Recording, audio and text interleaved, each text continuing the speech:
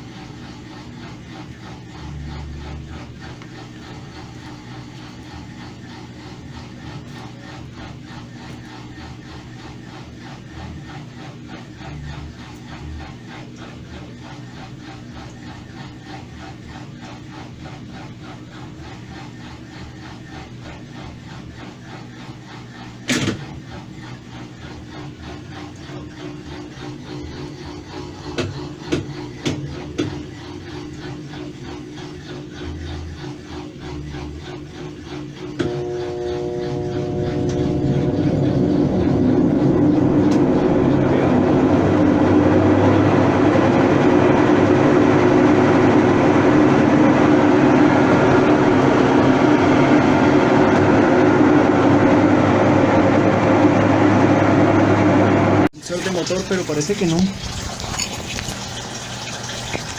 La lavadora centrales tiene problemas en la transmisión. Así es, una lavadora Mave tiene problemas en la transmisión. Está dejando pasar el retenedor, está dejando pasar agua, entonces oxidó los valeros, los rodamientos de la transmisión. Aquí podemos ver los rastros del agua.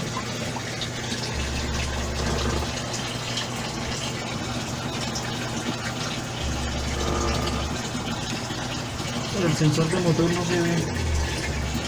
se ve malogrado.